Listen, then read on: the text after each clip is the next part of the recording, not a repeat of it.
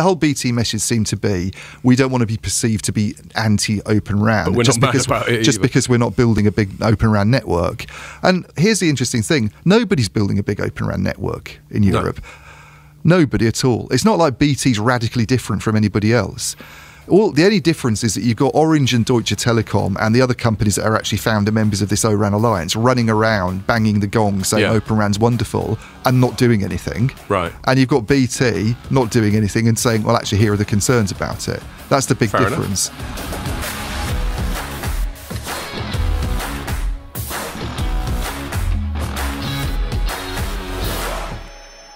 Hello and welcome to another Telecoms.com podcast. I was a little bit croaky last week because I'd been out the night before. We're both a little bit croaky because we were both out the night before, which was courtesy. Give us your Barry White. I can't do the Barry White like that. I can only go like that. Yeah, well, it doesn't really sound like anybody. That's not bad. It sounds like no, it looks like some Barry White's younger brother or something. Dave White. And we were out. Well, we were at lunch with BT. And our main host was Neil McRae, who's the chief architect, is he? And he wanted to chat about OpenRAN and BT's sort of involvement or not, which is going to be our main segment. But then we had a really nice lunch, a place called Barafina, which is a sort of tapas place. And then went, how about we pop out to the pub after? And you and I, being the sort of children that we are, leches that we just ended up sort of knocking it on the head about 11. Yeah. So that considering the lunch was like 1. Was it really that late? Yeah, so that's a solid 10-hour sesh. Wow. Can't argue with that. And in fact, we've got to give a shout out. So our mates Rich and Paul from CC Group, they've got BT as a client these days, so they're managing that. Paul was in the lunch and Rich popped by after. Yeah. Had a few beers with us. So hello, lads. I know Rich listens to it on the podcast. His walk from Paddington Station to the office, and he said he was pissing himself about the rotating chairman stuff last week, which I got to admit, I mean, it's slightly conceited, but it did make me laugh when I was reviewing it on Monday. Yeah, that's good. It's just the concept of a rotating chairman, a rotating anything except for like a record, or something. They need to change that. Him on something like, or like something from a scene from Ghost or something. You know those things where you make pots, and that's a rotating thing. Anyway, that's how you make chairman, is on one of those. What's the name of that sound effect? Like Doppler effect. Doppler effect. Yeah. That'll be the speeding chairman. So you laughed about that. So it's good to see them, and I guess we have our. So apart from BT and CC Group, we have Charlie, a CC chap that we haven't met before, to thank for sort of keeping us in old fashions. Yeah. Until we finally decided to call it a night. I think I knew it was time to call it a night when you were starting to look like you were about to nod off. Yeah, that's always a bad sign. And you said you were feeling a bit rough. I'm a bit knackered, obviously. But I had to get out for a COVID test, which isn't what you want to do when you've got a hangover. What time do you have to get someone up? prodding something up your nose. No, it's not unpleasant ideal. the best of times. Lucky you didn't yak all over him. It was early enough. It wasn't super early, but not ideal. No, it's just having to get up and then wanted to clap him to have that done was how boring. Not ideal. Yeah. But apparently I'm negative, so hey. Yay. Yeah, that's good to know because I was wondering about you. You're looking a bit pasty. So cheers, Charlie. Nice to meet you. Thanks for all the old fashions and thanks to BT for all that. Anyway, we're going to get into that more because that's our main segment's going to be on OpenRAN. Yeah. And shout out to 3. Well, I was going to say that we got a bribe of the week to log, which I wasn't the recipient of, but you two last Saturday went to Stamford Bridge, Chelsea Football Ground, courtesy of 3. Why don't you tell us all about that? Pierkin. No, it was just wonderful. And also, wonderful. I did a speed test in a stadium, and I got some blazing speeds as well. Oh right. Yeah. Oh yeah, because you dissed 3's coverage or whatever in the past, haven't you? Yeah. It's getting better, and then in the stadium was like insanely fast. And you've got a 5G-ness. What were you? Can you remember what you were getting? It was upwards of 600 megs. 600 down. megs. That's not bad for a Sounds phone. pretty good. Yeah. Cool. That's proper 5G. But then they've probably just got. It was a full stadium as well, so. Right. Yeah, it was busy. That's good actually. If you've got a full. I mean, obviously they've gone and concentrated development. And you were in that. and you had the full executive box. Thing, I mean, it's like flying first class. Like I cannot go back to, just normal viewership. Yeah, right. It is good, isn't it? There's something. I think it's a good comparison you make with flying first class, because it's the contrast of when you're in a confined space or when you're in a confined environment where most people are just slumming it, and then you can just be in this much more opulent. But I remember once there was I don't know if you've ever watched Father Ted. No. It's a very funny Irish sitcom. And there was one where they were on a plane, and the Father Ted goes to the bog, but he goes into the first class one by accident. It's enormous. It's this cavernous bog with a bloke standing there with a towel over his arm and just going, "Do you have a first class ticket?" So he goes, "No." Then you'll have to go over the way in this tiny little cubicle. So yeah, that's what it's like. You just feel like royalty, don't you? It's like the Seinfeld bit where, you know, when they put the curtain, when they have to serve food, they put the curtain between the classes. That's right, yeah. And then the Seinfeld was like, the steward looks at you like, maybe if you worked a little harder. Yeah, they might as well just have on one side of the curtain scum and on the other side sort of royalty. It's just such a sort of symbolic moment, that drawing of the curtain, isn't it? So anyway, that sounds like a good laugh. That's great. It was good. So Paddy from 3 gets a shout out on that one. Yeah. Cheers, Paddy.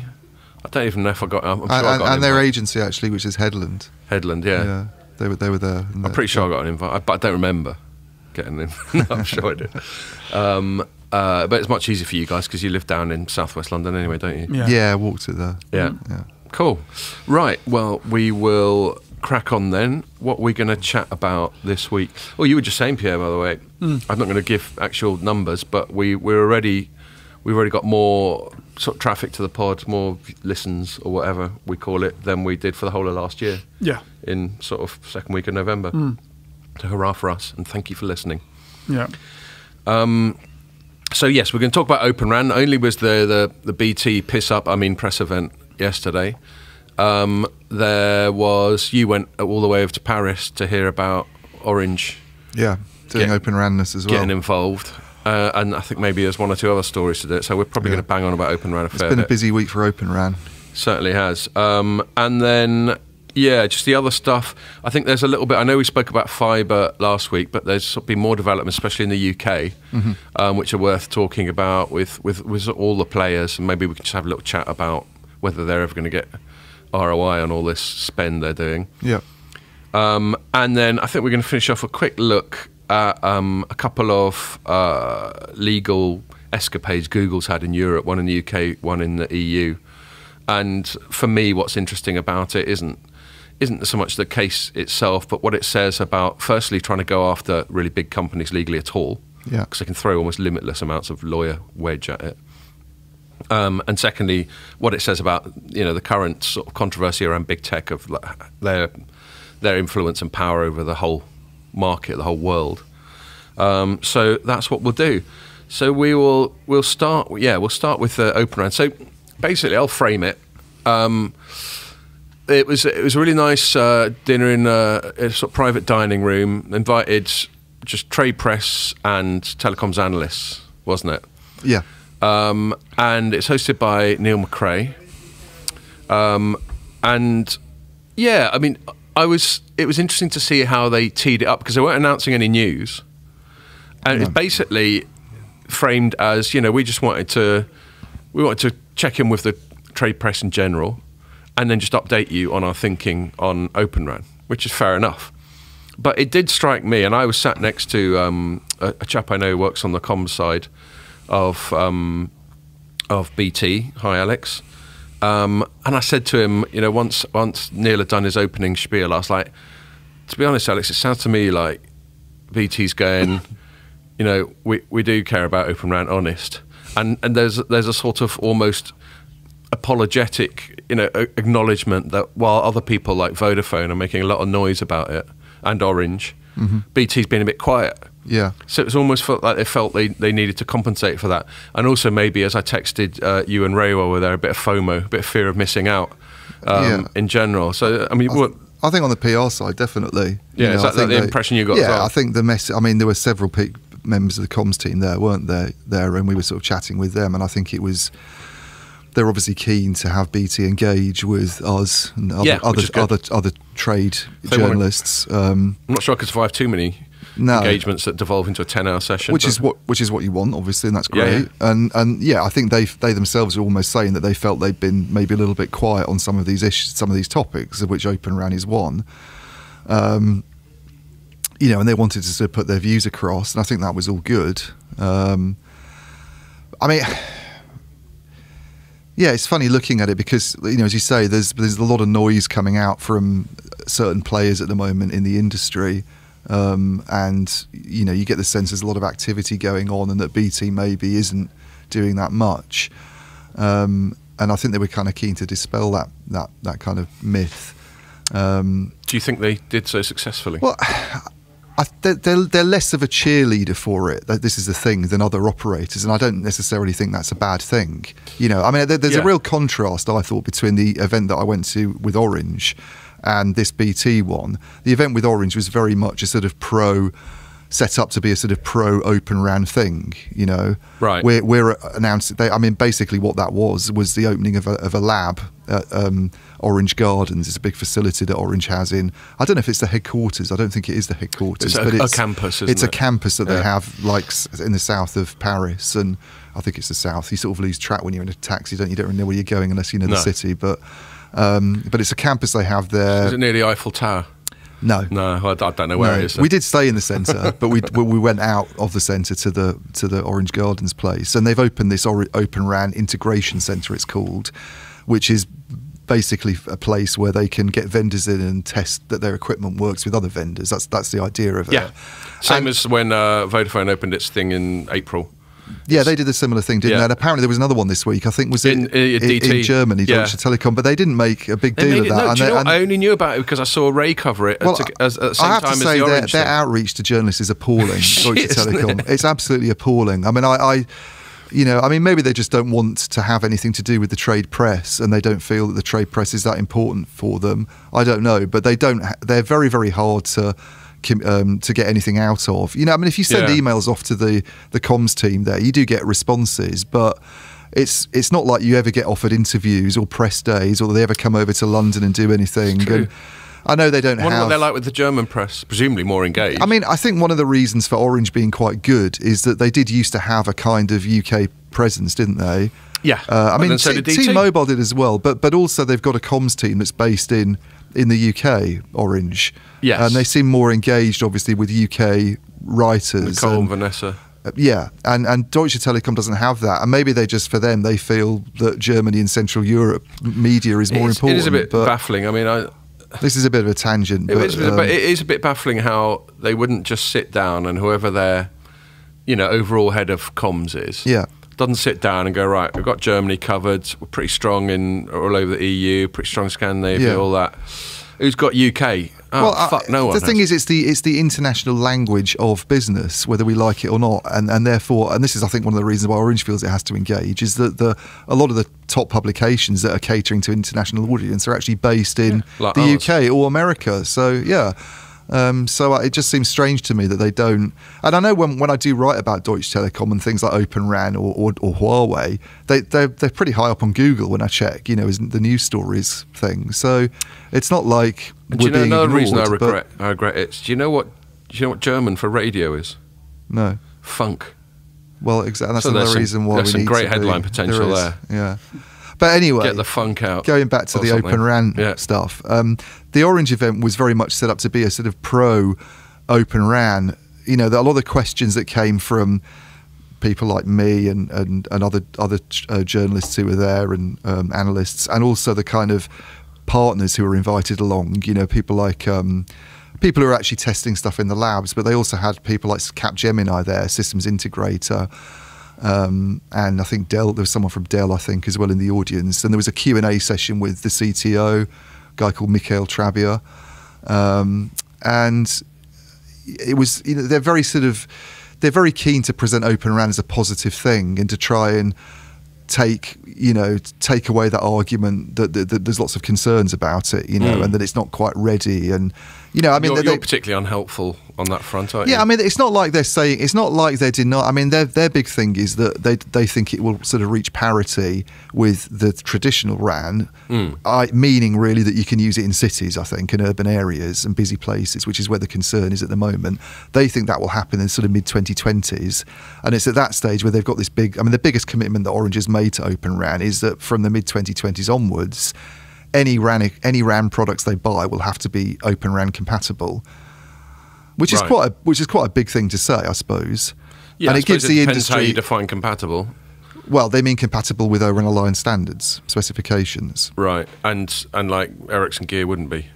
Well, it might. I mean, by the mid-2020s, that's what they're saying, that they're not going to buy anything that isn't OpenRAN compatible. I mean, the mid-2020s is quite a way off. Yeah. I suppose this is core to the whole concept of it. I don't know how difficult it is to turn something that isn't ORAN compatible and make it compatible. Well, is it just a software tweak?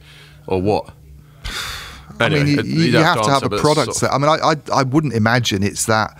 I don't think that the reason that companies are not ORAN compatible at the moment is necessarily because it's a difficult thing to do. I mean, I think in the case of someone like Huawei,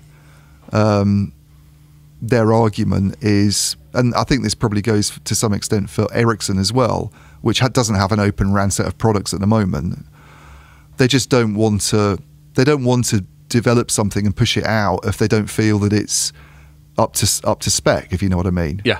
If they've got concerns about, no one's going to put a product into the market where there's a suggestion that it's not that good, are they? On a vendor side, where you're trying to build a reputation for quality and performance, which is all what Ericsson's all about at the moment. 6 nines or whatever. So if the operators are, if that's right, that it can't meet requirements in these urban markets, and I don't see why the operators would, the operators that are behind it would necessarily say that if there wasn't truth to it, then I guess that would explain really why the big vendors are not sort of pushing. Well, Nokia does claim to have an OpenRAN product set, but it's not really. I don't think it's.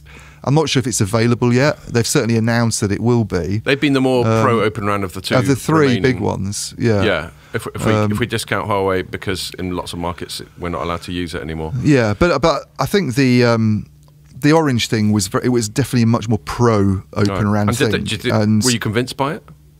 I mean, I wrote an article where I don't think that they overcame the concerns about OpenRAN through that lab. And let's take it from the top. What are the principal concerns? So this would be the contrast with BT, where Neil McRae seemed to be very happy to sit down and say, here's why we're not doing OpenRAN on a big scale at the moment. I mean, the whole BT message seemed to be, we don't want to be perceived to be anti-OpenRAN, but we're not mad about it just because we're not building a big OpenRAN network.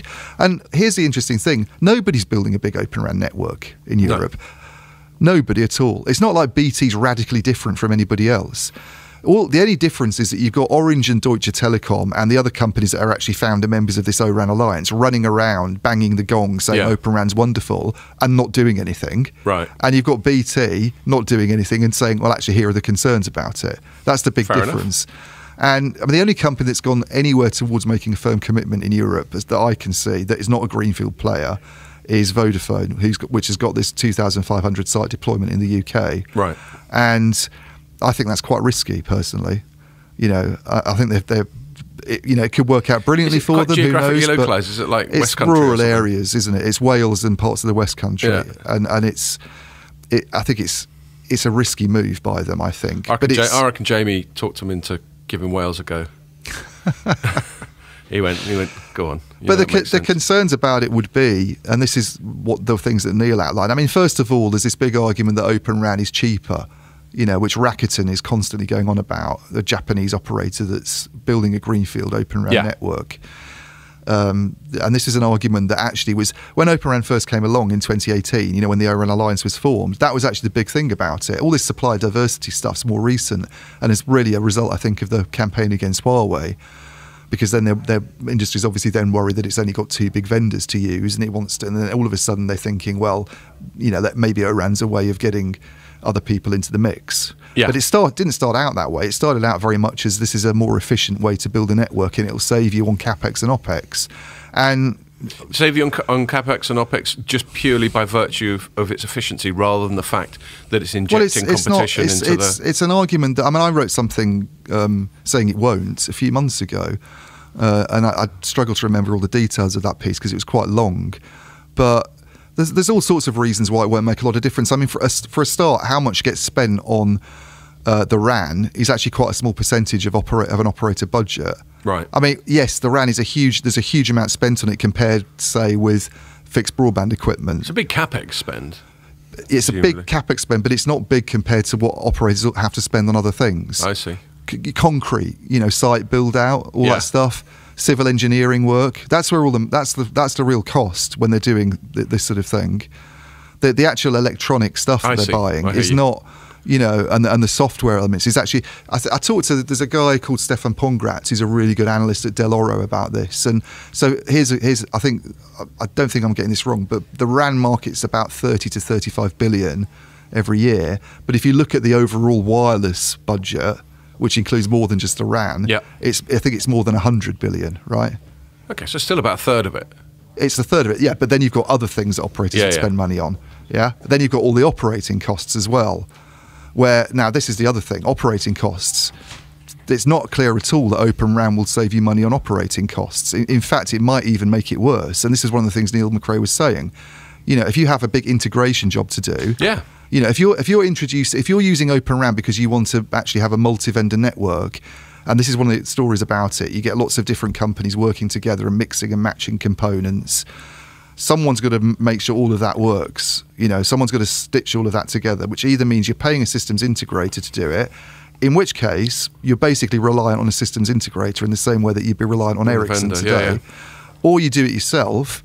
But that's a huge job. You've got to. I mean, this is what Vodafone is trying to do at the moment. This is why they've gone out with this. Let's hire software engineers. Partly to do with that. They don't want to spend money on systems integrators externally. They want to reduce what they're spending. But at the same time, overhauling your own organisation, doing it yourself, is quite a task. Can I just make it just a quick side note? Just you bringing up that Vodafone thing. Yeah. That was over a really nice dinner. It was. I've got to say something about OpenRAN. It seems to yield pretty nice dinners. Yeah. That wasn't specifically on OpenRAN though. No, but I'm kind of forcing the analogy a little bit. There was an OpenRAN element to it. There was an OpenRAN element because of the systems. I'm just saying, it could be correlation, causation, all that. I'm just saying, where there's OpenRAN, there's good food and booze. That's what I'm saying. So bring it on. That's one of the cost things that I think. And then Neil McRae came out with a really good quote, basically. He said, and I kind of started the story I wrote today with reference to this, but he's been in software for ages. He's clearly a coder and has been since he was like a kid. And so he said, I know the effort it takes to write code. He's been in the telecom industry for a long time. I know, how much it costs to buy chips from Intel or the other companies that are doing layer one, processors. And I'm telling you that I can't remember how exactly, but he described it as a myth, didn't he? This whole thing that OpenRAN will save us money is a myth. Oh yeah, he didn't hold back on. He struggled to find a word, and I think Ray sort of supplied it for him. Ray from Telecom TV supplied it for him, but yeah, he said one of the great myths about OpenRAN is that it will save us money. That's it, and you put myths in your headline. I'm just looking it up. So. Which I've as I said, I'd sort of written this angle because other people have been on about that for a while, but I don't think the industry's really questioned this enough, this sort of cost side of OpenRAN. Now maybe it'll save money because if you have a more competitive, you were asking him about this, Scott. Yeah. If you have a more competitive market and you have other suppliers in the mix, then it could drive down prices. You spend less. That's definitely part of the narrative, and that's just basic economics, isn't it? That's basic economics. But the trouble I have with that argument is, it's not. And he said this himself. They don't want to have a network where there are lots and lots of suppliers. They want basically not to increase it. He said that we don't really want to dramatically increase the number of suppliers in the network. I.e., we still stick with 2 or 3 big vendors. Yeah, because I think other people have said that that's not necessarily a positive. Having lots more suppliers, because it adds complexity and. So if you're not introducing new vendors, maybe they swap one in future. Maybe there's an opportunity for a player to come in, but I don't know how that would, because unless you have somebody who's then the integrator, unless you have someone like Nokia, let's say, doing OpenRAN, and maybe Nokia then uses more suppliers than it would have done in the past itself. And it does the job of stitching all this stuff together. which it kind of does to some extent these days anyway. You know, it buys stuff from Marvell, it buys stuff from Broadcom. So then what you're basically doing it doesn't really seem different. Is you've got a similar relationship to what you've already got with Nokia, just with some different logos on the fucking component. Totally, yeah. You know, and you know, and if it, I mean, even if it did lead to a sort of, you know, let's say other operators do manage to pull off this multi-vendor trick where they've got 10 or 15 companies doing different things where they might only have used Ericsson in the past. You know, you know, he was saying if you do that, this is Neil McRae's view, you actually end up spending more. You know, he said he worked on projects in the past where the whole job was just to reduce the number of suppliers they've got, get the number down. Because if you're spending all this money on integration and you're paying all these different companies, you often find you're just spending more money. Yeah. You know, if you're spending a really small amount, or if you are reducing what you pay, I don't see how some of these companies would be able to sort of survive really, or operate on a. Well, you know, there's just going to end up being consolidation as has happened in the past. Yeah, and another way, it's a bit of a myth.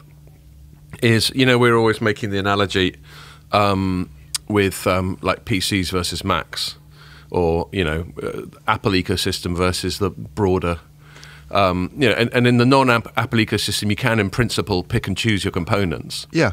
But actually, at the end of the day, you end up going to Dell, and you buy a computer, and they've got whatever relationships they've got with the chip vendors and the motherboard and the graphics card. Totally. Dell basically plays the integration role there. So it's not really that different, is it? It's just that they don't do some stuff themselves. But it's not like we've gone to Dell and gone, no, I want to have a gigabyte motherboard and all that sort of thing. Yeah, you just get a Dell that costs 500 quid or £1,000 or whatever, and that's that. Yeah. So that was another one of his points. And he also said, you know, I was asking him a bit about because I think we both brought up the fact that you have bottlenecks in different bits of the network. So, you know, I specifically said to him, it seems like Intel is the only real option at the moment. I mean, there are these other companies like Marvell and Nvidia that are coming out with silicon for hardware accelerators, which basically allows you to kind of bypass the Intel CPU to some extent. But they're not ready yet. So at the moment, it's all pretty much Intel. Yeah. You know, so you kind of, if you're doing it now, you're sort of swapping this oligopoly that you've got with Ericsson, Nokia and Huawei, arguably, for an Intel monopoly, you know. And then he sort of went on and said, well, you know, this whole diversification thing is much, much bigger than OpenRAN. You know, OpenRAN's not going to solve some of the problems that you've got in the industry. And he made reference to chips, actually. He said it's not an ideal situation that we've only got 2 companies in the world that can make silicon wafers. Well, I think he was talking about Taiwan's TSMC. Oh, he's talking about fabs rather than... Okay, yeah. I mean, the x86 thing, he was actually more upbeat, I think, about that. He was talking about, you know, having other options coming into the market like Marvell and Nvidia and stuff. So he was a bit more positive about that. But his issue was not really an OpenRAN one. He was saying, you know, there's literally 2 This is the thing about OpenRAN. I mean, we've both been looking into this ever since this whole diversification issue came up. And you look at all these other areas where there are these constraints and there's not a lot of options and a lot of choices. And I never realised years ago that TSMC was so powerful as it is in that market. You know, it seems to become more so, if I'm honest. And the real reason is because it's better even than Intel at going up technology nodes, manufacturing nodes, and it's the only one. Yeah, you know, when it starts manufacturing on 3 nanometers or whatever, no one else will be able to do it. Yeah. I mean, people will catch up, but you know, if it's ahead by a year or so, that's massive, isn't it? Yeah, and so Neil was saying that's an area that needs looking at. You know, we need to talk to government about things like that. And there's other bottlenecks especially in the system. When you consider where TSMC is based as well. Yeah, and then there's the thing that we're always on about, that the cloud as well, the public cloud.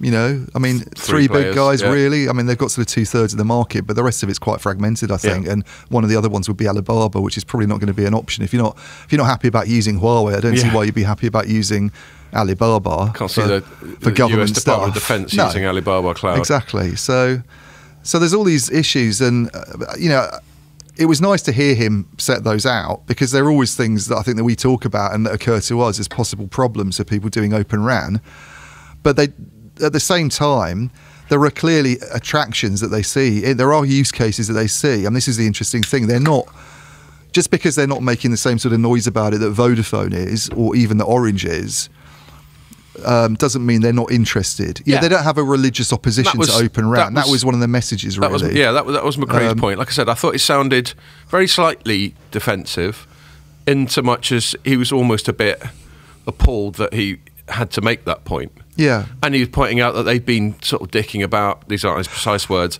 with that sort of thing for quite a long time. They've got their labs in Suffolk and all that sort of thing. I find it a bit odd that they felt defensive. I mean, I can only imagine that the comms That's just guys, my interpretation. I mean, this is a problem with OpenRAN being hyped so much. Yeah. There's so much written about it. Well, he said that right at the start. He went, this has been people banging on about it even more than they did NFC back in the day. NFV, sorry. Yeah. And look where that went, really. I mean... No one talks about it now. No one talks about it. I mean, it's not that virtualization's not being used, but it's not made the radical difference to operators that they thought it would, has it? You know, they're now talking all about cloudification, and that's the new story. But I just think that it's funny that they feel that the FOMO, the thing that you mentioned, you know, fear of missing out, it's kind of funny that they feel that way in a way, because actually a lot of the stuff that gets written about OpenRAN by people like us isn't that positive. It's not like we're saying OpenRAN's a wonderful thing. It's often questioning the need for it. So I don't look at BT and think, oh, because BT's not doing what Vodafone's doing, it's going to fall behind. I actually think the risk's being taken by Vodafone. I mean, I applaud them from an innovation perspective. It's very daring, and maybe it's going to work out brilliantly for them. Yeah. Maybe in the future they will get some kind of edge from it. I don't know. You've got to be open to the possibilities. But I just sort of wonder if you're a Vodafone shareholder and you see this project going on, 2,500 sites and a network that's probably 19,000 sites. It's quite a big chunk of the network. Yeah. All right, it's not in cities; it's in rural areas. There's less that can go wrong. But it's certainly more than just it's a bit of a risk. You know, what if things don't work out? I mean, they've even outlined some of the risks to us when we were at a press conference with them recently. This issue of 3G, you know, that they can't phase out 3G as quickly as they thought they could. There's still a lot of people using it, and the vendor they're using, Samsung, doesn't come with 3G support. Yeah. So either you've got to delay your rollout till the late stages of as late as they can, arguably, and they're doing it, by the way, to replace Huawei. They need to have Huawei out of the network by 2028, so they can't leave it beyond then, really. Or they've got to sort of operate two networks in, you know, if they want to try and move more quickly, they've got to operate two networks in parallel, which is massive cost. Talking about Huawei, McRae was, I thought, quite... Yeah, he didn't say anything out of turn, but the way he phrased it was very much like... It doesn't sound like he's too happy with the government imposing this stuff on them. No, I mean, he was sort of going, I haven't got a fucking problem with Huawei. He didn't say that, but that was... I think he's quite impressed with them technologically, isn't he? I mean, he sounds like the sort of person who's... I don't know. I mean, he wasn't presenting it as a political thing. He just clear. No. And I've heard him speak at conferences before where he's said they're clearly ahead on 5G back in the days when they hadn't been banned. But I think that's been an argument for the industry for a long time, hasn't it? I mean, it's not a secret that they you know, were the market leaders in the days of 4G, and that they sort of raced ahead of their Western rivals. And I think that was sort of recognised. I've got to say, I will always say this. I commend any company that does something like the BT lunch yesterday, where they put, you know, not that Neil McRae doesn't know his stuff and not that he isn't press trained and all that sort of thing, but they put him up against some pretty nosy and impertinent journalists who know a thing or two. Yeah. I mean, we're not engineers, but we have been covering this for a long time.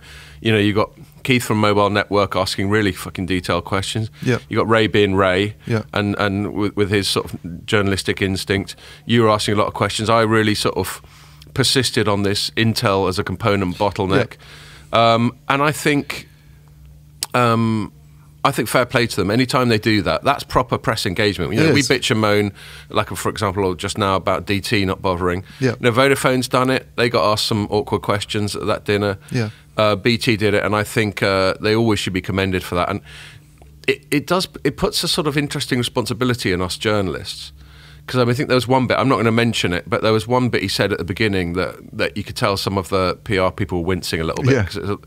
And you were saying that if like the Mail or someone, you know, if a national, especially a tabloid, had been there, they would have run with it. They would have headline chased with it. Yeah. And I think, I feel inclined to some degree reward companies that take these risks by not necessarily pursuing the most sensationalist angle in my coverage of it. It doesn't mean that you give them an easy ride. Yeah. And it doesn't mean like, you know, your headline was BT takes aim at OpenRAN myths, and you know, I haven't had time to read it, but you've written a nice long thing, and I'm sure a fair bit of it.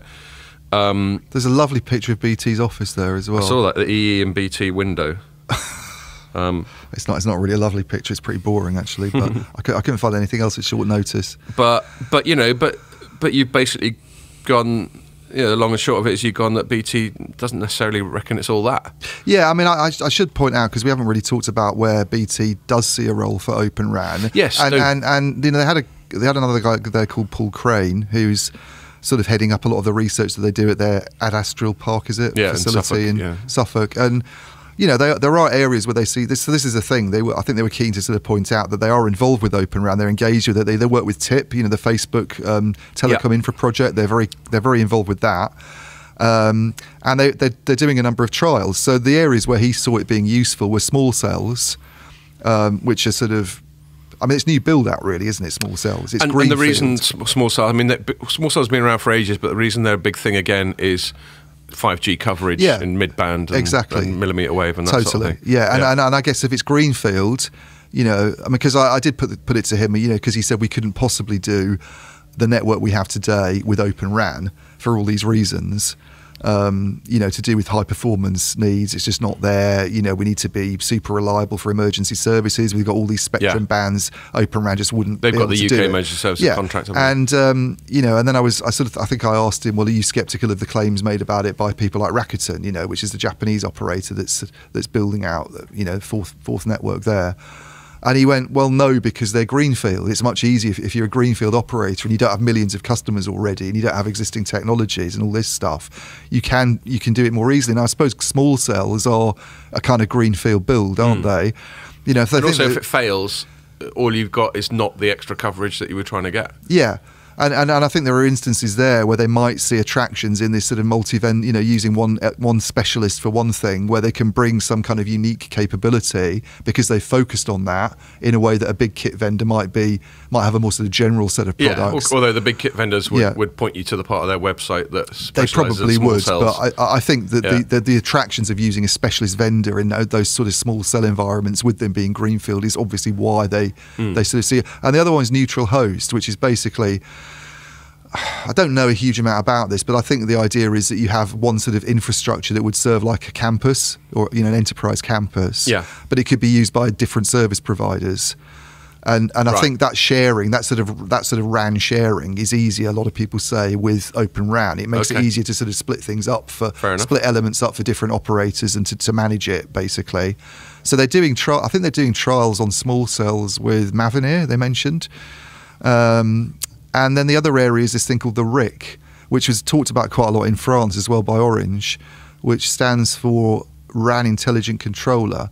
And it's basically like a software element that you introduce that allows you to, and you'd have applications sitting on top of that. So you almost have like an app store, basically, for the network. They call them X apps that developers could write. That was the sort of NFV vision back in the day, wasn't it? Was it? By virtualizing those network functions, you can create a kind of instantaneous store for the functions and just go, I'll have some of that. Yeah, well, I mean, you'd have like apps for network management, basically. You could have different, so it would allow you to do whizzy things like, and he gave an example, Neil, where you might have a neighbourhood where you wanted to sort of power off radio stations at 3 a.m. when no one's using them, and then they sort of come back online as people start to engage with the network. And you can do it in real time. This is the thing. It's AI, heavily AI based. I think, and machine learning. So we were chatting about this just before we started recording, and we concluded it's like the next evolution of a thing called SON that we used to write about a lot more, self-optimizing networks. Or is it organising, or is it both? It's self-organising, I think. But this is the interesting thing. The question is, why can't you do the RIC in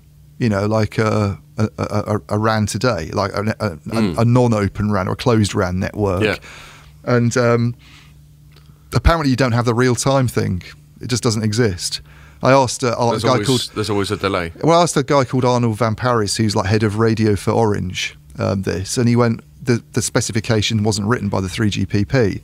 So CSON they have, but it's not real time. It's like an update every half an hour or something. Right. So a lot of that dynamic stuff. If you wanted to just have something change. Yeah, and if you're going to switch something off dynamically, you need to be able to switch it on dynamically. Exactly. Not half an hour's time. Yeah. So that is an area where I'm a bit more, because I'm probably come across as an OpenRAN skeptic a lot of the time, but I can see something like that sounds like real innovation. If they've actually written a spec that didn't exist before, then that sounds, my question is whether the use case, that particular thing, the RIC, justifies OpenRAN in itself. By itself. Yeah, does the economics of OpenRAN, does that justify them, basically? And I think I asked Paul Crane that, and he sort of went, well, it's not clear at the moment. And McRae explicitly said the cost-saving argument for OpenRAN, I mean, he didn't say it, but he basically said it's bollocks. That was use the those myth. words. Yeah. I bet he felt like it, though. It would have sounded better with a Scottish accent as well. He was hunting for a word that he said he's going to say something more rude than. That's true. So when Ray was saying myths, I should have said bollocks and said go with that. But it basically isn't there. OpenRAN as a way of getting stuff more cheaply than you do from a big kit vendor. He basically said, no, that's just not a thing. Yeah. Because of the hassle of writing software, the chip costs he referred to specifically, called those out. As we were saying, he knows what he spends. He knows it just doesn't. This whole argument that the capex costs would be less never really made sense to me, and it clearly doesn't make sense to him either. It's quite nice to hear it from an operator actually sort of validate that argument. Yes. That why should it be cheaper? There seems to be this assumption that because it's general purpose standardized boxes, it's going to be less expensive than the customized stuff that you get from Ericsson and Nokia. But why? Those products are made at scale for a massive global market. Why? Yeah. And also you're having to customize a lot of the silicon, it turns out, anyway, it seems. It's tempting to apply the Dell versus Apple Mac argument, and you probably do on a typical Windows laptop. You probably do get a bit more bang for your buck than you do with a Mac. Yeah. I mean, we know Apple charges a premium anyway. Part of it is industrial design, part of it's brand, part of it is the unique software that Apple has and all that sort of thing. And people like Pierre will pay the premium. But here's the problem. The trade-off is they have the best processors now. That's true. The trade-off is that if you're just using these common off-the-shelf servers with x86 chips, this is where the performance issue comes in. They're not good enough. They're too power hungry, and they're not as good as customized silicon that you get from Ericsson or Nokia. So what's the answer to that? For massive MIMO and 5G and all and deploying OpenRAN in city centres and this kind of thing. The answer is to look to other silicon developers like Marvell, like Nvidia, to produce chips for OpenRAN. Yeah, and he mentioned. But then it becomes. It's not common off-the-shelf servers then, is it? It's becoming a more customised thing by definition. And he mentioned, I presume this was a sort of deliberate sort of mischaracterization, but he mentioned ARM as like a chip vendor, which of course it isn't. Well, it's a chip designer, but none of them make chips apart from Intel. But I think what I assume he meant, given that he's a very techie guy and he knows what he's talking about, was the ARM ecosystem. Yeah. And one thing that was interesting that he never mentioned once until I prompted it, he didn't mention Qualcomm. Because if you want, the biggest single ARM specialist chip vendor is Qualcomm. Yeah, but that would have been one of the ones he was thinking of. He said but he never said it. The five he said guys. Nvidia, he said Marvell, he said other stuff. He never explicitly said Qualcomm. No, he didn't, but he did say the five guys that are developing silicon. Okay, all right. And that Qualcomm would be one of them. Qualcomm's not got as big a role in base station silicon as Marvell. But it's obviously struggling to, because I've written stories about them earlier on in the year. Yeah. They want to get involved, but they're obviously not doing a great job of it. Well, they're not even coming up in the conversation. They are, because they're one of the companies that have got forthcoming like DU products coming out next year. They've announced a RAM, and they're exactly the same as like Marvell's done basically, and Nvidia's done. So they are one of the, and Orange said this as well. Same thing. The five guys, the five. I think those five would be Intel, Marvell, Nvidia, Qualcomm. I'm not sure who the other one would be. It might be ARM, and they might just be thinking of ARM as the other sort of member of the group, even though it's a slightly different one, because ARM would provide. I'm going to be a pedant on that one. ARM, it's ARM licenses its designs to people like Qualcomm and Nvidia. Yeah, but they don't make chips either. They only design them. They only design stuff as well. They're all designers. There's two things we've got to stipulate here. Yes, only Intel owns fabs, but when we talk about making chips, we're talking about designing the full thing, like Apple does now with its own chips.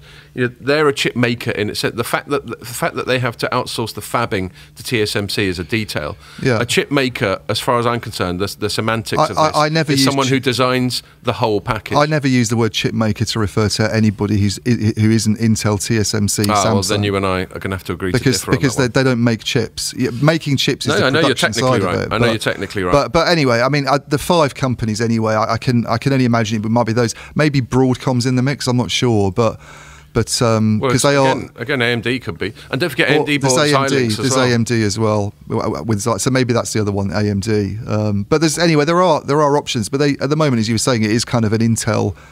It's kind of an Intel monopoly at the moment for OpenRAN. And it's a little bit counterintuitive, as you just touched on, because the whole reason Intel failed so utterly in mobile is that the fundamental failings of x86 versus ARM microarchitecture when it comes to energy efficiency. Yeah. So Intel's fine in this Dell, and it's fine in a server farm with loads of cooling. Yeah. What it's not fine is in an incredibly space-confined battery-run thing, because it's less efficient. Yeah.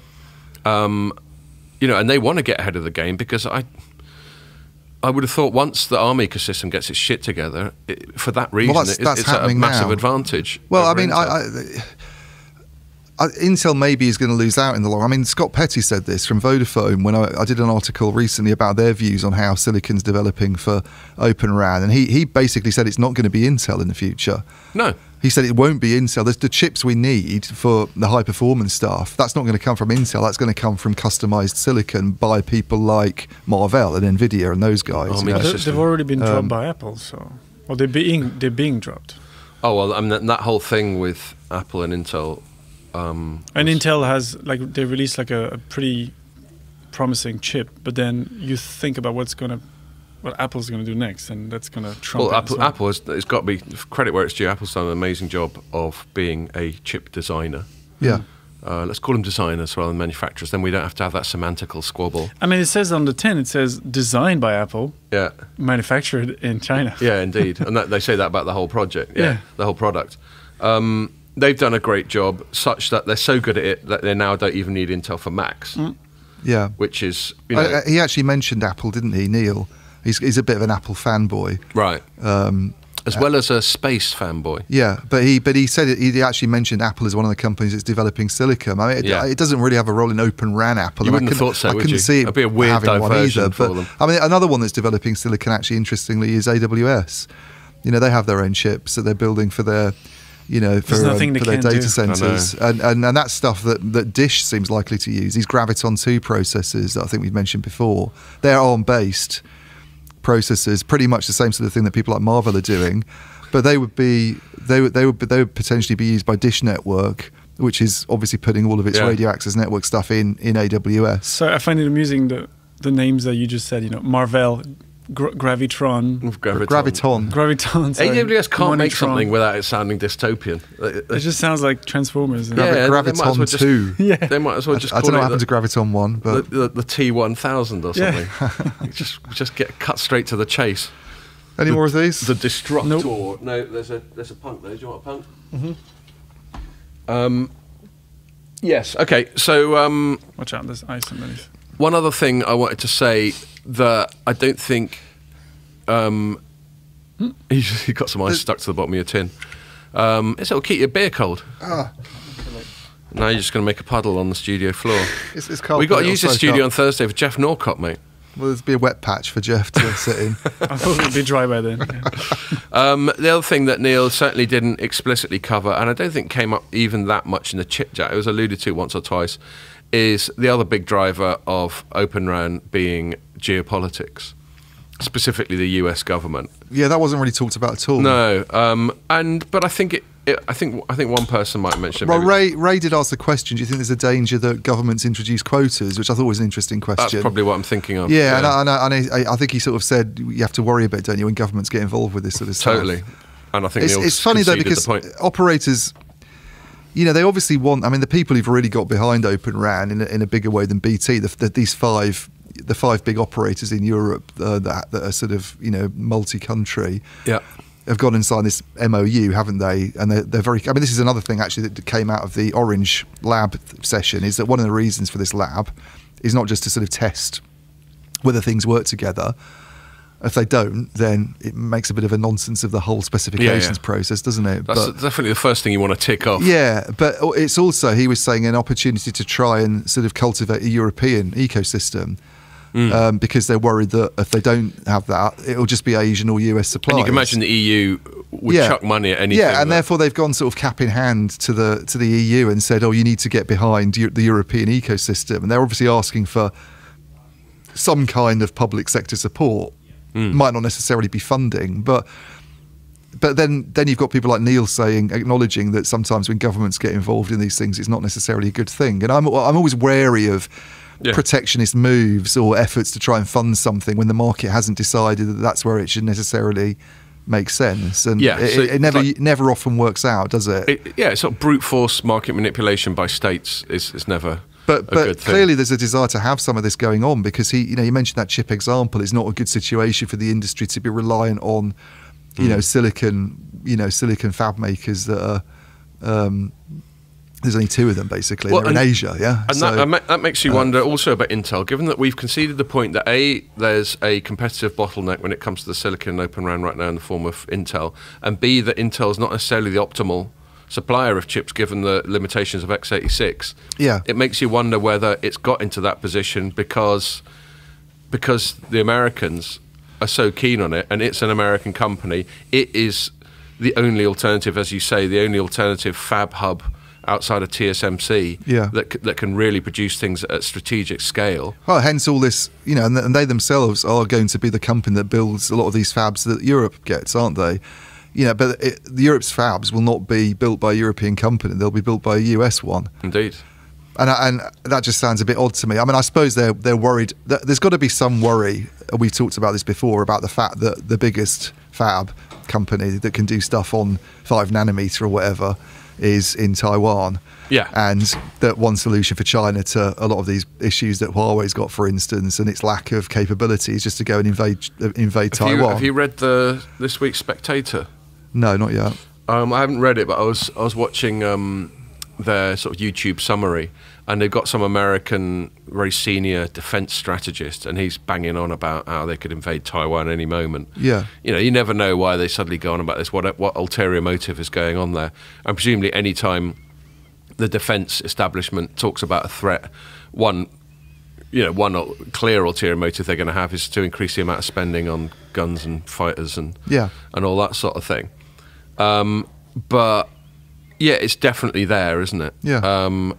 And it strikes me, this isn't a telecoms thing, but it strikes me that hyping up China as a threat, and I'm not saying they're wrong to, clearly Xi Jinping's got some funny ideas geopolitically, but hyping up China as a threat is actually incredibly strategically advantageous for the US in terms of its allies. Yeah. Because then it gets to do things, like you said, it gets to come in and go, well, then you better help us build some fabs in Europe so that you've got strategic independence. I know. From Taiwan. I could see all this stuff, this Intel massive investment that they're promising.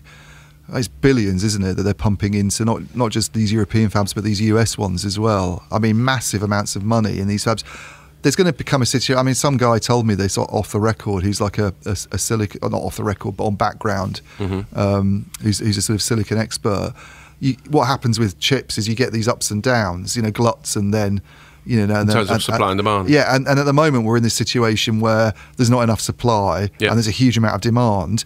But it could very swiftly turn around. You can end up with a lot of fabs that can't sell the stuff that they're building and developing. Yeah. And Intel's in a really risky situation here, because it's already behind the curve anyway, and it's trying to pump all this money into fabs. And it's incredibly expensive to maintain a fab. When things rebalance, I mean, we've come out of this pandemic where it's basically screwed around with that sort of seesaw, hasn't it? The supply-demand, issue, and the ripples from that are going to keep going. They could be left with all these investments they've ploughed into these fabs, just basically not being able to make a return on it, and it just ends up looking very bad for them, I think, in a few years' time. It's a big risk. This guy, what's his name, the new CEO, Gelsinger, is it? Yeah. Who came in from VMware, I think. But he was previously an Intel guy as well. He was previously an Intel guy. Now he's obviously got a vision and a strategy, and he's trying to do something and believes that it's the right thing for them to do. But I think it's a massively risky move. Yeah, it's a roll of the dice. Yeah, no doubt. Pierre's giving me looks that we've banged on about this far too For long about an enough hour. by half. So unless you got anything to say else No, I was going to talk about Rakuten's results, but I think we should just move on. Yeah, because, we because, should. We've only got maximum sort of about 20, 30 minutes. Yeah. Right, so we're going to talk. We're going to go back to fibre, but we're going to call it broadband, just so it looks different from last week. Yeah. But it's basically fibre. And there've been a few little stories that we're going to sort of stitch together, and we'll see what kind of narrative we come out from them. I mean, I think perhaps the biggest one news-wise, and I think you covered this as well, didn't you, is Vodafone and City Fibre. I didn't write it myself. Oh, okay. We did write it, yeah. Yeah. Did you do it? Do you know, I'm getting so senile. I'm trying to remember whether I wrote it or one of Mary and Nick. No, Mary wrote it. So there we are. Yeah. So we're both talking about shit we didn't write. That's a good start. Well, you can sort of tell everybody what's happened with the Vodafone City Fibre thing, and then I'll... Yeah, so basically they've got... Vodafone doesn't own... Well, it does actually. It owns some fixed line stuff, doesn't it, from Cable and wireless. Yeah, but not sort of last mile connections to homes and that sort of thing. Right, and is that what the City Fibre... Yeah, it's a fibre to the premises project. Yeah. And is it basically using... So it's more than just like an OpenReach wholesale arrangement. It's a strategic partnership where they're both sort of chipping in to the building out of the stuff. That's a good question that I'm not entirely clear on. I think it's the network is owned by City Fibre, and Vodafone's kind of an anchor tenant. There we go. Yeah, yeah. I think it's that sort of thing. And then they made some kind of claim about here it is. The Vodafone has declared itself. Hold on one sec. Quote, Britain's largest full fibre broadband provider. Yeah, that's pretty seems spurious. like a weird claim. Well, it makes it sound like they own loads of fibre all of a sudden, which they don't. They're a retailer in the same way that Sky and TalkTalk are retailers. They can't really claim to be the largest fibre provider because... What about OpenReach? Well, OpenReach is like City Fibre. It owns the network. I suppose, yeah, broadband provider, but then what about BT then? Well, exactly. There's not a lot of customers on fibre connections at the moment as a percentage of the overall. I mean, OpenReach's network now covers, I think, about 6 million premises. City Fibre's, I don't know, but I think it's about 3 million. Right. Actually, I've got some of these data points because there was another story where Virgin Media O2, VMO2 as I call it, came out with an odd press release where it said it's nearly done something. Right. I thought that was quite funny. So my headline was Virgin Media O2 is agonisingly close to doing something significant. And their point was that that they're near a completion of its network upgrade. So by the end of the year... That's not fibre, though. No, that's gigabit. Yeah. That's right. Yeah, yeah. But that did lead into the fibre thing. So they're saying that... they are building full fibre as well, by the way, but they don't plan to have their thing done until 2028. Well, exactly. That's what I was leading up to, and that's where there's some data points in this story. So that they've reached 14.3 million homes that are capable of getting gigabit, which is like over a gigabit per second. Well, that's almost their entire footprint. They've only got 15.5 million. Exactly, yeah. Look at that, you did it off the top of your head, didn't you have to read it? I know the numbers. You just fucking know them, don't you? You just got it nailed. Even when you're knackered and hungover, you're just reeling them out like a pro. I think he's been quite on form right now, yeah. He's right, it's amazing what Beale will do. Yeah, I feel better now, actually. It's like magic. It's like when Asterix takes some magic potion. It's almost like you jump up in the air and click your heels when you have a bit of punk IPA. And so that was the nearly, was it? That was the nearly. We've nearly got our whole footprint up to a gig. And I was just like, okay, well done, but why didn't you just talk about it when you did it? Yeah. Rather than when you're 90% there. And I think I even had a little cheeky, here we go.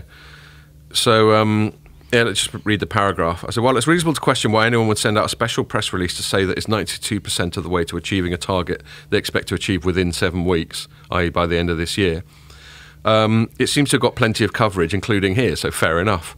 And then I said, in fact, we suspect the knowledge that Telecoms.com usually takes a festive period off was enough to panic its marketing department into trying to get at least some acknowledgement of its imminent Herculean feat from the country's preeminent telecoms trade publication. So, it was just a weird thing. Anyway, and then the data points at the bottom. So they as you say, their total footprint is 15.5 million premises. Yeah. And they're expecting to fully fibre that by 2028, I think. And then I said in my concluding paragraph, I said, given that BT/Openreach expects to have fibre to the premise to no less than 25 million premises by 2026, you can see why VMO2 is keen to get while the getting's good. In other words, this is one of the reasons they're bigging themselves up. Now, they're basically trying to say, in my final sentence, I said, if it can spend the intervening time establishing a reputation as the country's fastest ISP, and I believe it can claim that right now, a gigabit connection is better than anything you get from BT. Well, non-fibre. That's non-fibre, but they did, as I say, it's 6 million premises now that BT passes, but there's only about, I think it's less than 1.5 million customers.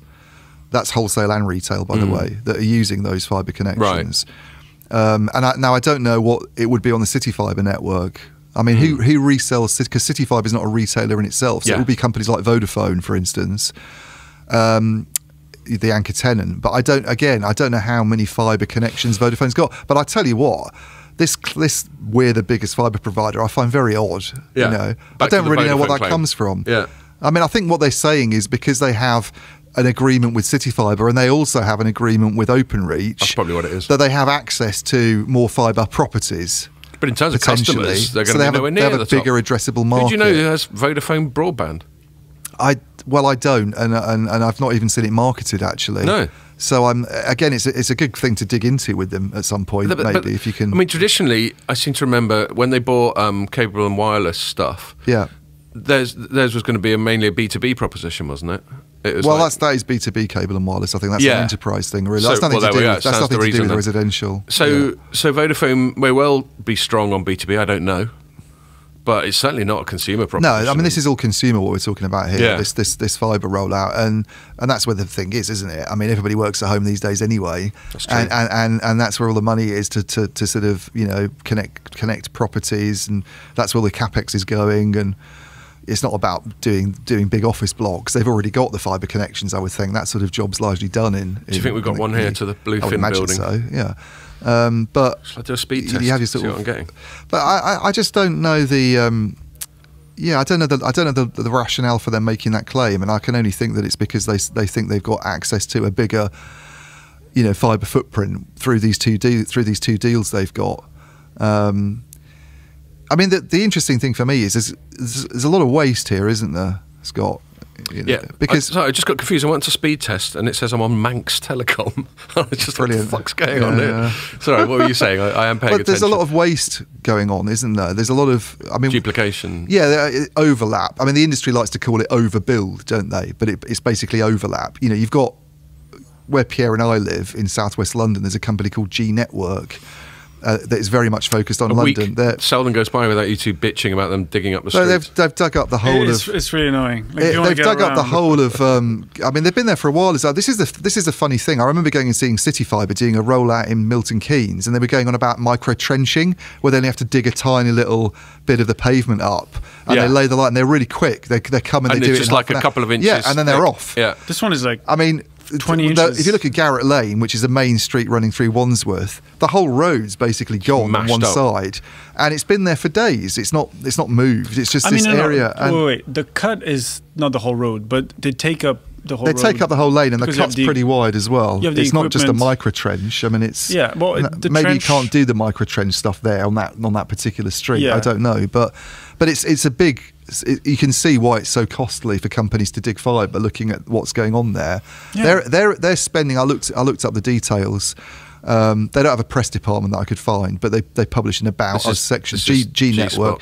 So I don't know whether it will hit the G spot. I don't know, but they're spending $1 billion on 1.4 million premises in London. Okay. You got City Fibre doing 8 million by 2026 or 2025. So 1.4 million premises is going to be like about what, 800 quid a 700. Well, this is another issue. Is the cost per home pass, because this is an area where BT's been sort of saying they've got a big commercial advantage because they can do it more cheaply than anyone else. Because they've got the ducts and the poles and. Well, I think the scale as well. They've driven down. They used to say it cost them 300 to 350 quid to cover one premise, to pass a premise. And they're now saying they can do it for 250 to 300. It's quite a big reduction. Well, that's certainly a lot less than G Networks. Well, I asked City Fibre what their figure is, and they weren't prepared to say. But there is a suggestion that passing a residential property can mean lots of different things, and the distance you pass that property from, is different for different providers, basically. And if you pass a long way from the property, you can still claim you've passed it, but to actually install, the final installation costs you more. Right. So a lot of these figures that are getting thrown out about cost per home passed, they're not the full costs, basically. There's more costs to actually connect someone up and put them onto the service. So that's back to that sort of Vodafone claim. There's a lot of marketing dicking about. There's a lot of marketing dicking about. And the other thing is, just coming back to this homes passed thing of all of them, you've got G Network doing 1.4 million in London. There's another London company, I think, called Community Fibre. I don't know what their targets are. You've got City Fibre doing 8 million by 2025, 2026. Virgin Media targeting 15.5 million, I think, by 2028. That's right.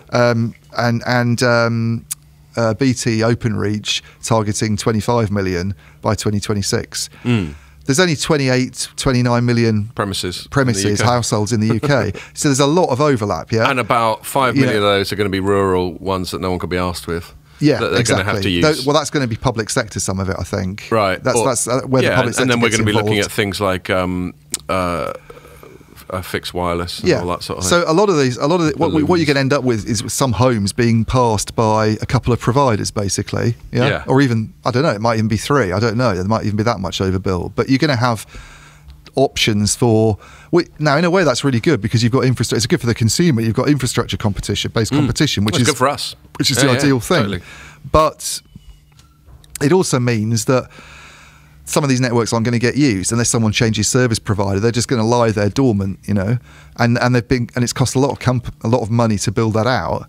And to me, it just seems that the company that has the most to lose here is OpenReach. I mean, they're on their earnings call last week. They were very much on about, or was it the week before, the recent one anyway? They were very much banging the drum about we're going to win the race. Yep, we're going to win the match or whatever. They put it in football terms. You wrote a piece about that, didn't you, on Monday? But we don't know the final score, which I think was his way of saying they're confident that they'll come out with most market share. It might be a Pyrrhic victory. Because at the moment, if you look at them, they're the only real wholesale option apart from. All right, I don't know if does Virgin Media do a wholesale service? I don't know. I mean, City Fibre is a wholesale provider, but the whole thing about this surge of infrastructure-based competition in the market with companies like G Network and, whether it's retail or wholesale, you've got a lot more infrastructure going into the ground. Whereas if you go back to the old days of ADSL and part fibre networks, FTTC and all this stuff, OpenReach was really your only option. And if you look at their numbers, they have 28. OpenReach has 28 million, I think, or nearly 29 million broadband homes passed with broadband networks, 21 million connections.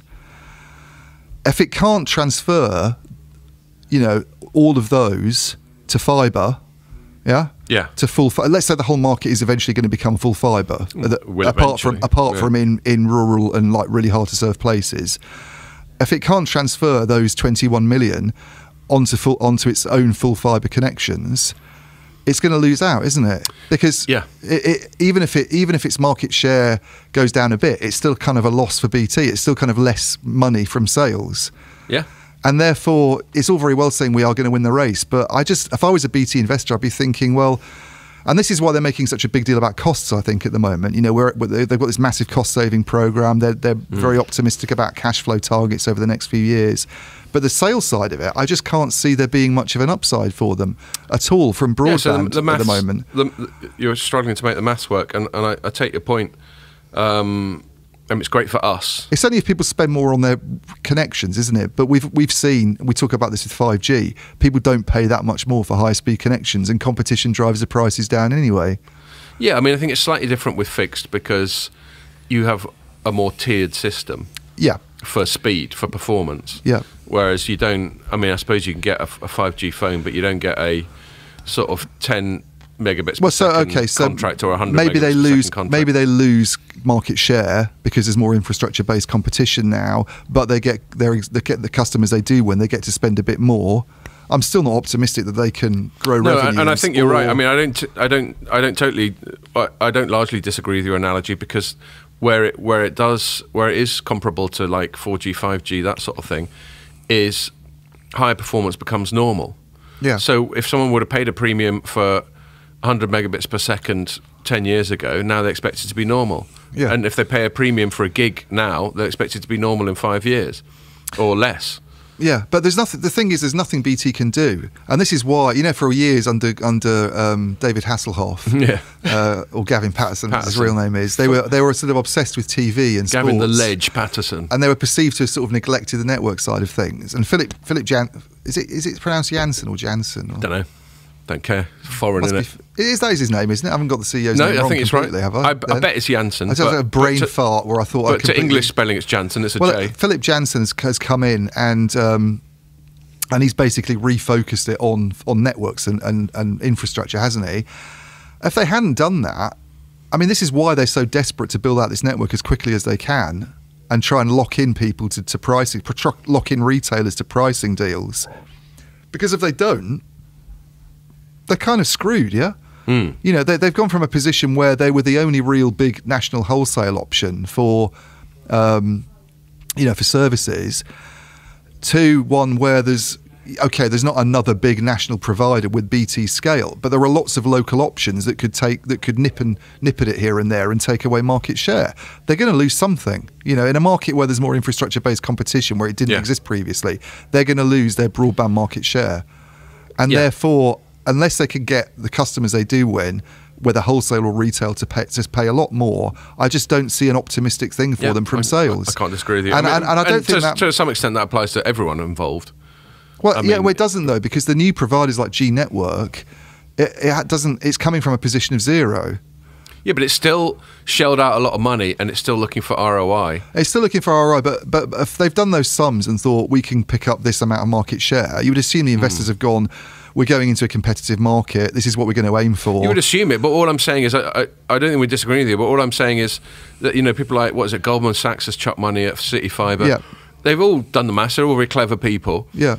But they're all in a similar position of jeopardy where their ROI calculations, with every, you know, with the increasing competition, all that sort of thing, their ROI calculations might be a bit optimistic. They might be, but the only thing I'd say about the new builders is that they don't have a business to existing business. Yeah. So anything's new sales for them. Their revenues can only go that way. Right. So in terms of like the spreadsheet. Now, if the costs are going above where the sales are, they're in big trouble. But their revenues are going to go up because they're coming for G Network at the moment is just starting off, really, isn't it?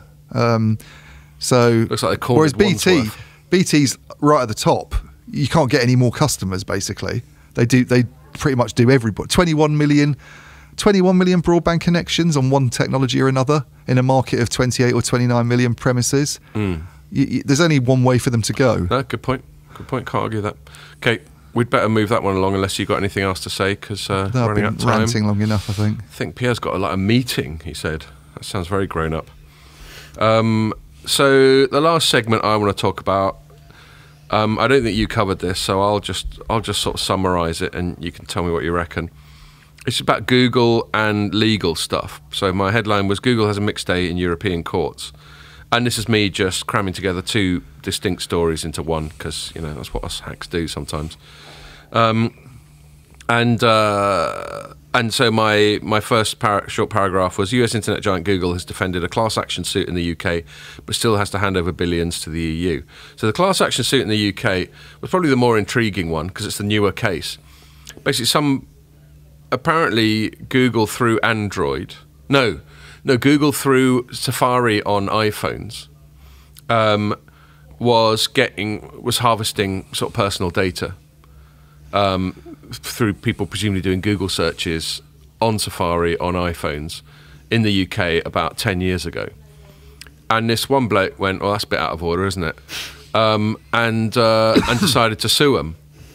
But he decided to sue them as a class action suit. Now, a class action suit is when one person sues on behalf of a whole group of people. And his perfectly reasonable rationale was like, if it happened to me, it happened to everyone else who was using Google on iPhones around that time. But and then a judge, however long ago, initially went, nah, that's bollocks. We're not having that. That's how judges talk these days. They're all from the hood. And one of the reasons he turned it down is that you can't have a class action suit because you can't prove that everyone else in the class action suffered some kind of harm. You know, the whole point of law, basically, is where there's a blame, there's a claim, isn't it? Yeah. It's all about establishing harm and culpability. And it's like, they may have rinsed some people's data, but how did they cause them harm? So this comes into the much more abstract concept of data, who owns it, whether it causes you harm. You know, if I happen to share some data about you, you know, like I happen to know that, you know, your music tastes run to some sort of weird 70s folk shit or something like that. You know, have I caused you any harm by sharing that information? Yeah. You know, nothing's been taken away from you. You haven't been physically injured. You haven't lost any money. But it is still your data. It's still Ian's sort of... But isn't everybody doing this nowadays, using people's data? Yeah. And it's something that needs to... Court cases like this need to try this stuff out because no one... You know, this is the whole thing about... This is all GDPR, isn't it? GDPR and the whole thing about things like social media, the whole thing about if you're not paying, then you're the product. Yeah. Sort of thing. Do you think GDPR is very effective? Because all GDPR is, from my perspective, is that when you go to a website, especially if you've cleared your cookies or browser history or something, you get tons of allow this, allow that, or if it's a new site that you've never been to before. It's just tedious, isn't it? And they keep. And there's some American well. sites, like local news sites, where you can't go on it at all because they've just gone GDPR. It's not worth the fucking hassle. Right. We're just not going to let Europeans on the site at all. Yeah. Because we don't need the ag. Is their apparent rationale. And so anyway, so this bloke did this class action suit, and the first judge went, "Nah, you can't prove that every single person in this class action suffered damage. So nah, see you later." And then the appeals court, inevitably they appeal, and then the appeals court went, "No, that first judge was talking shit. This is all right. You can go ahead." Yeah. And so then round 3, the decider was at the Supreme Court, and the Supreme Court basically backed up the original judge and told the appeals court it was out of order. And look, here's some stuff that I sort of copied and pasted from the ruling. It says the judge, i.e. the original judge, so this is from the Supreme Court thing, but they're referring to the original one. The judge took the view that even if the legal foundation for the claim made in this action were sound, which is an important thing because they're not saying that the legal action isn't sound. They're not ruling out the fact that Google shouldn't have done what it did. But even if the legal foundation made in this action was sound, he should exercise the discretion conferred by CPR rule, whatever, blah, blah, blah, 19.6 brackets 2, by refusing to allow the claim to be continued as a representative action, i.e. a class action. All this legalese, you have to sort of... Yeah. You have to try and work out what the fuck they're going on about. He characterised the claim as, quote, officious litigation. This is the original judge. Characterised the claim as, quote, officious litigation embarked on behalf of individuals who have not authorised it, which I think is a really important characterisation of a class action suit. Yeah. I mean, it could have been you or Pierre. You guys have been using iPhones forever. You could have been part of the class action, but you didn't know, did you? Yeah, no. And we also don't know whether we also don't know whether you would have got any cash out of it if they'd won. Yeah. So you're just talk about data protection and data privacy. You're actually kind of being exploited By against him. your will there. So it's a bit paradoxical, isn't it? It is, yeah. I think he should have looked into this before he launched his class action suit. Well, there we go. Yeah. you need to give it more sort of thought, son. And he goes, in which the main beneficiaries of any award of damages would be the funders and the lawyers.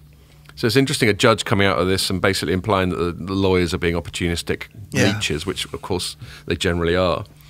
And then the second paragraph of what I extracted was, he thought the representative claimant, quote, should not be permitted to consume substantial resources in the pursuit of litigation on behalf of others who have little to gain from it and have not authorised the pursuit of the claim, nor indicated any concern about the matters to be litigated. So what they're really saying, they're not really commenting on the claim itself, they're commenting on the nature of sort of presumptive class action suits, which I think it's not very telecoms-y this, I'm afraid. Yeah. But we needed to find a third segment. It is tech. But it is tech, and sometimes this legal stuff, although it's very arcane, it is quite interesting, and it sets precedents. So basically, Google won that one, and my concluding thoughts on that particular one is, on one level, I'm no fan of opportunistic lawyers claiming to represent a class action when all they really want is a payday. Yeah. However, in some of the stuff which I won't read out, they did go, that doesn't mean there isn't a case to answer. Yeah.